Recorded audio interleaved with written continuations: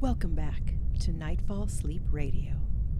Tonight, we continue the story of The Light Princess by George MacDonald.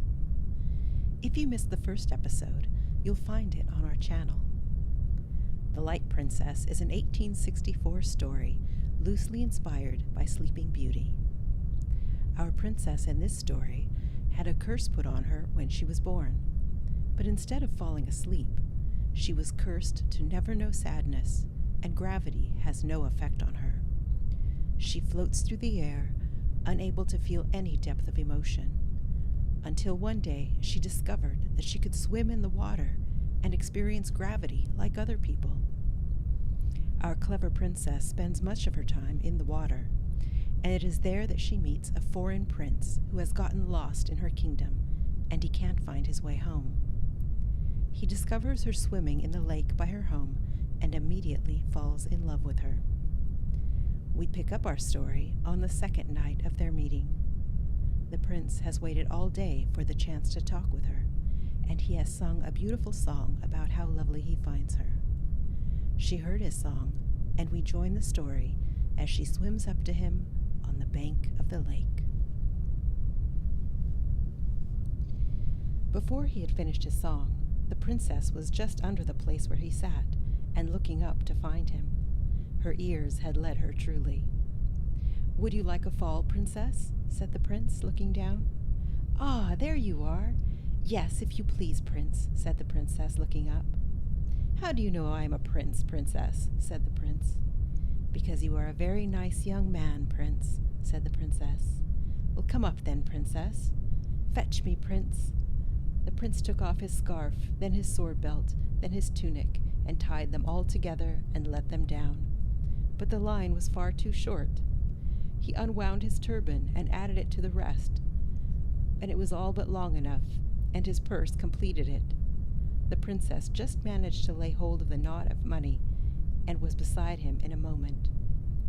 This rock was much higher than the other, and the splash and the dive were tremendous. The princess was in ecstasies of delight, and their swim was delicious.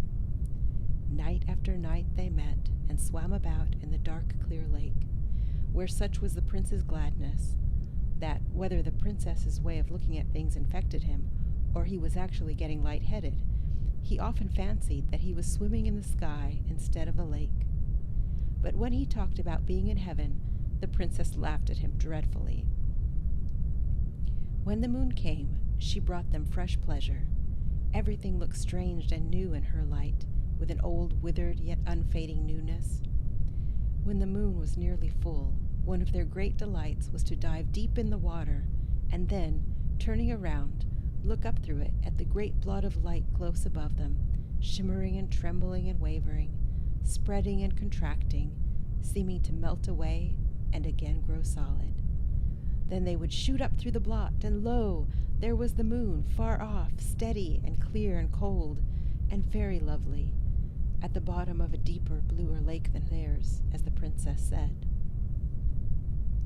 The prince soon found out that while in the water, the princess was very like other people, and besides this, she was not so forward in her questions or pert in her replies at sea as on shore. Neither did she laugh so much, and when she did laugh, it was more gently. She seemed altogether more modest and maidenly in the water than out of it. But when the prince, who had really fallen in love when he fell in the lake, began to talk with her about love, she always turned her head toward him and laughed. After a while, she began to look puzzled, as if she were trying to understand what he meant, but she could not, revealing a notion that he meant something. But as soon as she ever left the lake, she was so altered that the prince said to himself, "If I marry her, I see no help for it. We must turn merman and mermaid and go out to sea at once." Chapter 11. Hiss. The princess's pleasure in the lake had grown into a passion, and she could scarcely bear to be out of it for more than an hour. Imagine, then, her consternation when, diving with the prince one night, a sudden suspicion seized her that the lake was not so deep as it used to be. The prince could not imagine what had happened, She shot to the surface and without a word swam at full speed toward the higher side of the lake. He followed, begging to know if she was ill or what was the matter. She never turned her head or took the smallest notice of his question. Arrived at the shore, she coasted the rocks with minute inspection. But she was not able to come to a conclusion, for the moon was very small, and she could not see well. She turned, therefore, and swam home, without saying a word to explain her conduct to the prince, whose presence she seemed to no longer conscious of.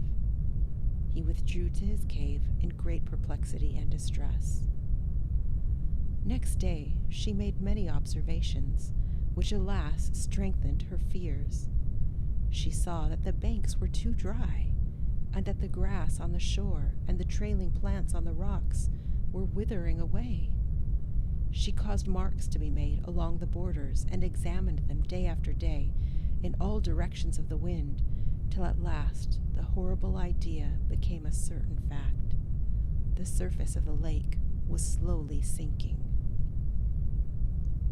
The poor princess nearly went out of the little mind she had. It was awful to her to see the lake, which she loved more than any living thing, lie dying before her eyes. It sank away, slowly vanishing. The tops of rocks that had never been seen until now began to appear far down in the clear water. Before long they were dry in the sun. It was fearful to think of the mud that would soon lie there baking and festering, full of lovely creatures dying and ugly creatures coming to life, like the unmaking of a world. And how hot the sun would be without any lake. She could not bear to swim in it any more, and began to pine away. Her life seemed bound up with it, and ever as the lake sank, she pined. People said she would not live an hour after the lake was gone. But she never cried. A proclamation was made to all the kingdom that whoever should discover the cause of the lake's decrease would be rewarded after a princely fashion. The two philosophers applied themselves to their physics and metaphysics, but in vain. Not even they could suggest a cause. Now the fact was that the old princess was at the root of the mischief. When she heard that her niece found more pleasure in the water than anyone else got out of it, she went into a rage and cursed herself for her want of foresight. But, said she, I will soon set all right. The king and the people shall die of thirst. Their brains shall boil and fizzle in their skulls before I lose my revenge. And she laughed a ferocious laugh that made the hairs on the back of her black cat stand erect with terror. Then she went to an old chest in the room, and opening it, took out what looked to be a piece of dried seaweed. This she threw into a tub of water. Then she threw some powder into the water and stirred it with her bare arm, muttering over it words of hideous sound, and yet more hideous import. Then she set the tub aside and took a chest from a bunch of 100 rusty keys that clattered in her shaking hands, and she sat down and proceeded to oil them all. Before she had finished, out from the tub, the water, of which she had kept on a slow motion ever since she ceased stirring it, came the head and half the body of a huge gray snake. But the witch did not look around. It grew out of the tub, waving itself backwards and forwards with a slow horizontal motion, till it reached the princess, when it laid its head upon her shoulder and gave a low hiss in her ear. She started, but with joy, seeing the head resting on her shoulder, drew it toward her and kissed it. Then she drew it all out of the tub and wound it round her body. It was one of those dreadful creatures which few have ever beheld, the white snakes of darkness. Then she took the keys and went down to her cellar, and as she unlocked the door, she said to herself, "This is worth living for." Locking the door behind her, she descended a few steps into the cellar, and crossing it unlocked another door into a dark, narrow passage. She locked this also behind her and ascended a few more steps. If anyone had followed the witch princess, he would have heard her unlock exactly 100 doors and descend a few steps after unlocking each. And when she had unlocked the last, she entered a vast cave, the roof of which was supported by huge natural pillars of rock. Now this roof was the underside of the bottom of the lake. She then untwined the snake from her body and held it by the tail high above her. The hideous creature stretched up its head toward the roof of the cavern, which it was just able to reach. It then began to move its head backward and forward with a slow, oscillating motion, as if looking for something. At the same moment, the witch began to walk around and round the cavern, coming nearer to the center every circuit, while the head of the snake described the same path over the roof as she did over the floor, for she kept holding it up, and still it kept slowly oscillating. Round and round the cavern they went, ever lessening the circuit, till at last the snake made a sudden dart and clung to the roof with its mouth. "That's right, my beauty," cried the princess. "Drain it dry." She let it go, left it hanging, and sat down on a great stone with her black cat, which had followed her all the way round the cave by her side. She began to knit and mutter awful words. The snake hung like a huge leech, sucking at the stone, and the cat stood with his back arched and his tail like a piece of cable, looking up at the snake, and the old woman sat and knitted and muttered. 7 days and 7 nights they remained thus, when suddenly the serpent dropped from the roof as if exhausted, and shriveled up till it was again like a piece of dried seaweed. The witch started to her feet, picked it up, put it in her pocket, and looked up at the roof. 1 drop of water was trembling on the spot where the snake had been sucking. As soon as she saw that, she turned and fled, followed by her cat. Shutting the door in a terrible hurry, she locked it, and having muttered some frightful words, sped to the next, which she also locked and muttered over, and so with all the 100 doors, until she arrived in her own cellar. Then she sat down on the floor ready to faint, but listening with malicious delight to the rushing of the water, which she could hear distinctly through all the 100 doors. But this was not enough. Now that she had tasted revenge, she lost her patience. Without further measures, the lake would be too long in disappearing. So the next night, with the last tread of the dying old moon rising, she took some of the water in which she had revived the snake, put it in a bottle, and set out, accompanied by her cat. Before morning, she had made the entire circuit of the lake, muttering fearful words as she crossed every stream, and casting into it some of the water from her bottle. When she had finished the circuit, she muttered yet again, and flung a handful of water toward the moon. Thereupon, every spring in the country ceased to throb and bubble, dying away like the pulse of a dying man. The next day, there was no sound of falling water to be heard along the borders of the lake. The very courses were dry, and the mountains showed no silvery streaks down their dark sides. And not alone had the fountains of Mother Earth ceased to flow, for all the babies throughout the country were crying dreadfully, only without tears. 12. Where is the prince? Never since the night when the princess left him so abruptly had the prince had a single interview with her. He had seen her only once or twice in the lake, but as far as he could discover, she had not been in any more at night.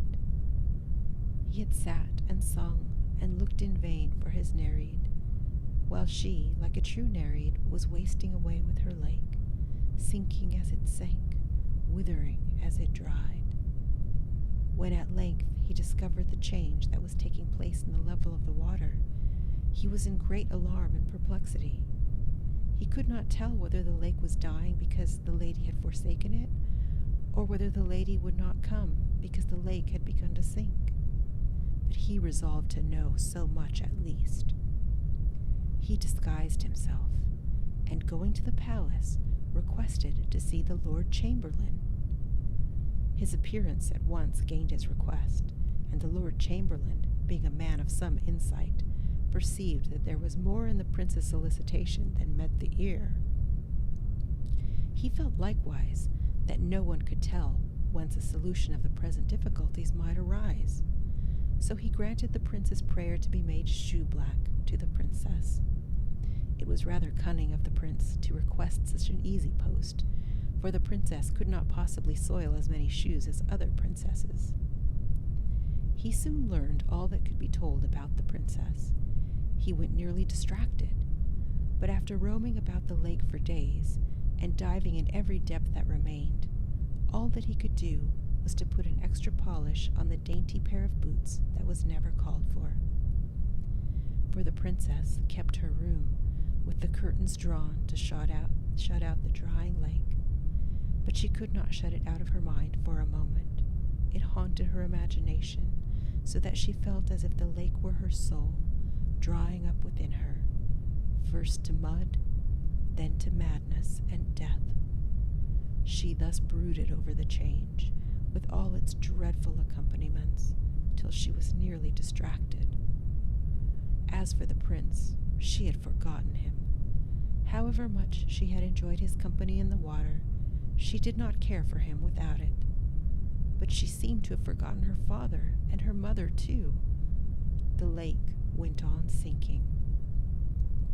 Small slimy spots began to appear, which glittered steadily amidst the changeful shine of the water. These grew to broad patches of mud, which widened and spread, with rocks here and there, and floundering fishes and crawling eels swarming. People went everywhere catching these and looking for anything that might have dropped from the royal boats. At length the lake was all but gone. Only a few of the deepest pools remained unexhausted. It happened one day that a party of youngsters found themselves on the brink of one of these pools in the very center of the lake. It was a rocky basin of considerable depth, and looking in, they saw at the bottom something that shone yellow in the sun. A little boy jumped in and dived for it. It was a plate of gold covered with writing. They carried it to the king. On one side, it stood these words: "Death alone from death can save. Love is death, and so is brave. Love can fill the deepest grave. Love loves on beneath the wave." Now this was enigmatical enough to the king and the courtiers, but the reverse of the plate explained it a little. Its writing amounted to this: "If the lake should disappear, they must find the hole through which the water ran. But it would be useless to try to stop it by ordinary means. There is but one effectual mode. The body of a living man alone could staunch the flow. This man must give himself of his own will, and the lake must take his life as it filled. Otherwise the offering would be of no avail. If the nation could not provide a hero, it was time it should perish." 13. Here I am. This was a very disheartening revelation to the king. Not that he was unwilling to sacrifice a subject, but that he was hopeless of finding a man willing to sacrifice himself.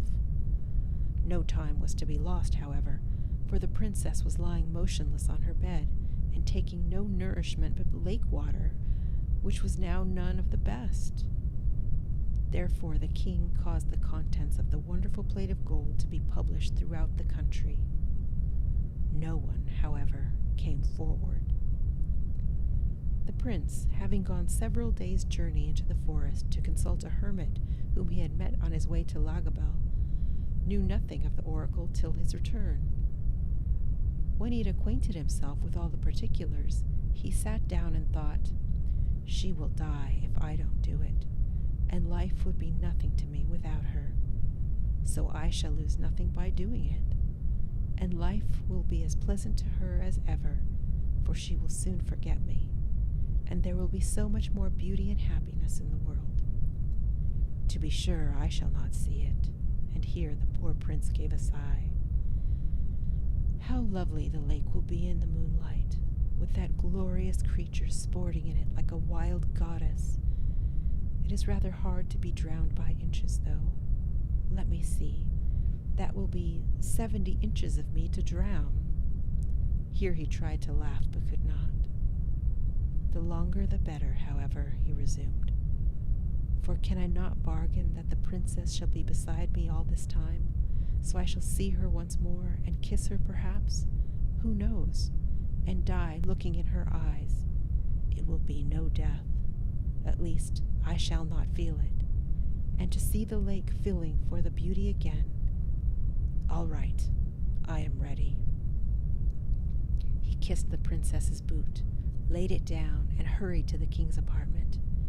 But feeling as he went that anything sentimental would be disagreeable, he resolved to carry off the whole affair with nonchalance. So he knocked at the door of the king's counting-house, where it was all but a capital crime to disturb him.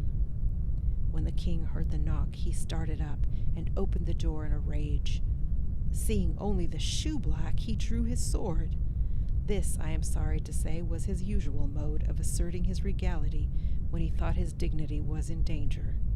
But the prince was not in the least alarmed. "Please, your majesty, I'm your butler," said he. "My butler, you lying rascal, what do you mean?" "I mean, I will cork your big bottle." "Is the fellow mad?" bawled the king, raising the point of his sword. "I will put a stopper, a plug, what you call it, in your leaky lake, grand monarch," said the prince. The king was in such a rage that before he could speak, he had time to cool and reflect that it would be a great waste to kill the only man who was willing to be useful in the present emergency, seeing that in the end the insolent fellow would be as dead as if he had died by his majesty's own hand. "Oh," he said at last, putting up his sword with difficulty, for it was too long. "Well, I am obliged to you, you young fool. Take a glass of wine." "No, thank you," replied the prince. "Very well," said the king. "Would you like to run to see your parents before you make your experiment?" "No, thank you," said the prince. "Well, then we will go and look for the hole at once," said his majesty, and proceeded to call some attendants. "Stop, please, your majesty. I have a condition to make," interposed the prince. "What?" exclaimed the king. "A condition? With me? How dare you?" "As you please," returned the prince coolly. "I wish your majesty a good morning." "You wretch! I will have you put in a sack and stuck in that hole." "Very well, your majesty," replied the prince, becoming a little more respectful, lest the wrath of the king should deprive him the pleasure of dying for the princess. "But what good will that do, your majesty? Please remember that the oracle says the victim must offer himself." "Well, you have offered yourself," retorted the king. "Yes, upon one condition." "Condition again!" roared the king, once more drawing his sword. "Begone! Somebody else will be glad enough to take the honor off your shoulders. Your majesty knows it will not be easy to get another to take my place." "Well, what is your condition?" growled the king, feeling that the prince was right. "Only this," replied the prince, "that, as I must on no account die before I am fairly drowned, and the waiting will be rather wearisome, The princess, your daughter, shall go with me, feed me with her own hands, and look at me now and then to comfort me. For you must confess, it is rather hard. As soon as the water is up to my eyes, she may go and be happy, and forget her poor shoeblack." Here the prince's voice faltered, and he very nearly grew sentimental in spite of his resolution. "Why didn't you tell me before what your condition was? Such a fuss about nothing," explained the king. "Do you grant it?" persisted the prince. "Well, of course I do," replied the king. "Very well, then I am ready. Go and have some dinner, then, while I set my people to find the place." The king ordered out his guards and gave directions to the officers to find the hole in the lake at once. And so the bed of the lake was marked out in divisions and thoroughly examined, and in an hour or so the hole was discovered. It was in the middle of a stone, near the center of the lake, in the very pool where the golden plate had been found. It was a 3-cornered hole of no great size, and there was water all around the stone, but very little was flowing through the hole. 14. This is very kind of you. The prince went to dress for the occasion, for he was resolved to die like a prince. When the princess heard that a man had offered to die for her, she was so transported that she jumped off the bed, feeble as she was, and danced about the room for joy. She did not care who the man was, that was nothing to her. The hole wanted stopping, and if only a man would do, why, take one. In an hour or two, everything was ready. Her maid dressed her in haste, and they carried her to the side of the lake. When she saw it, she shrieked and covered her face with her hands. They bore her across to the stone, where they had already placed a little boat for her. The water was not deep enough to float it, but they hoped it would be before long. They laid her on cushions, and placed the boat wines and fruits and nice things, and stretched a canopy over it. In a few minutes the prince appeared. The princess recognized him at once, but did not think it worthwhile to acknowledge him. "Here I am," said the prince. "Put me in." "They told me it was a shoeblack," said the princess. "And so I am," said the prince. "I blacked your little boots 3 times a day, because they were all I could get of you. Put me in." The courtiers did not resent his bluntness, except by saying to each other that he was taking it out in imprudence. But how was he to be put in? The golden plate contained no instructions on this point. The prince looked at the hole, and saw but one way. He put both his legs into it, sitting on the stone, and stooping forward, covered the corner that remained open with his hands. In this uncomfortable position he resolved to abide his fate, and turning to the people he said, "Now you can go." The king had already gone home to dinner. "Now you can go," repeated the princess after him like a parrot. The people obeyed her and went. Presently a little wave flowed over the stone and wetted one of the prince's knees, but he did not mind it much. He began to sing, and the song he sang was this: "As a world that has no well, darting bright in forest dell, as a world without a gleam of the downward going stream, as a world without a glance of the ocean's fair expanse, as a world where never rain glittered on the sunny plain, such, my heart, thy world would be, if no love did flow in thee, as a world without the sound of the rivulets underground, or the bubbling of the spring, out of darkness wandering, or the mighty rush and flowing of the rivers downward going, or the music showers that drop on the outspread beach's top, or the ocean's mighty voice when his lifted waves rejoice. Such, my soul, thy world would be, if no love did sing in thee. Lady, keep thy world's delight, keep the waters in thy sight. Love hath made me strong to go, for thy sake, to realms below, where the waters shine and hum, through the darkness never come. Let, I pray, one thought of me spring a little well in thee, lest thy loveless soul be found like a dry and thirsty ground. Sing it again, Prince. It makes it less tedious, said the princess. But the prince was too much overcome to sing any more, and a long pause followed. This is very kind of you, Prince, said the princess at last, quite coolly, as she lay in the boat with her eyes shut. I'm sorry I can't return the compliment, thought the prince, but you are worth dying for, after all. Again a wavelet, and another flowed over the stone, and wetted both the prince's knees. But he did not speak or move. 2, 3, 4 hours passed in this way, but the princess apparently asleep, and the prince very patient. He was much disappointed in his position, for he had none of the consolation he had hoped for. At last he could bear it no longer. Princess, said he, but at the moment up started the princess, crying, I'm afloat, I'm afloat, and the little boat bumped against the stone.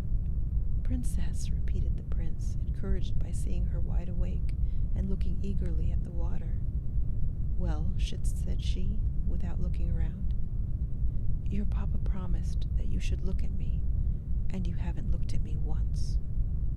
Did he? Then I suppose I must, but I am so sleepy. Sleep then, darling, and don't mind me, said the poor prince. Really, you are very good, replied the princess. I think I will go to sleep again. Just give me a glass of wine and a biscuit first, said the prince very humbly. With all my heart, said the princess, and gaped as she said it. She got the wine and the biscuit, however, and leaning over to the side of the boat towards him, was compelled to look at him. Why, Prince, she said, you don't look well. Are you sure you don't mind it? Not a bit, answered he, feeling very faint indeed. Only I shall die before it is of any use to you, unless I have something to eat. Sure then, said she, holding out the wine to him. You must feed me. I dare not move my hands. The water would run away directly. Good gracious, said the princess, and she began to feed him with bits of biscuit and sips of wine. As she fed him, he contrived to kiss the tips of her fingers now and then. She did not seem to mind it one way or the other, but the prince felt better. Now for your own sake, princess, said he, I cannot let you go to sleep. You must sit and look at me, else I shall not be able to keep up. Well, I will do anything I can to oblige you, answered she, with condescension, and sitting down, she did look at him, and kept looking at him with wonderful steadiness, considering all things. The sun went down, and the moon rose, and gush after gush the waters were rising up the prince's body. They were up to his waist now. Why can't we go and have a swim, said the princess. There seems to be enough water just about here. I shall never swim more, said the prince. Oh, I forgot, said the princess, and was silent. So the water grew and grew, and rose up and up on the prince, and the princess sat and looked at him. She fed him now and then, and the night wore on. The waters rose and rose. The moon rose likewise higher and higher, and shone full on the face of the dying prince. The water was up to his neck. Will you kiss me, princess? He said feebly. The nonchalance was all gone now. Yes, I will, answered the princess, and kissed him with a long, sweet, cold kiss. "Now," said he with a sigh of content, "I die happy." He did not speak again. The princess gave him some wine for the last time. He was past eating. Then she sat down again and looked at him. The water rose and rose. It touched his chin and his lower lip. It touched between his lips. He shut them hard to keep it out. The princess began to feel strange. It touched his upper lip, and he breathed through his nostrils. The princess looked wild. It covered his nostrils.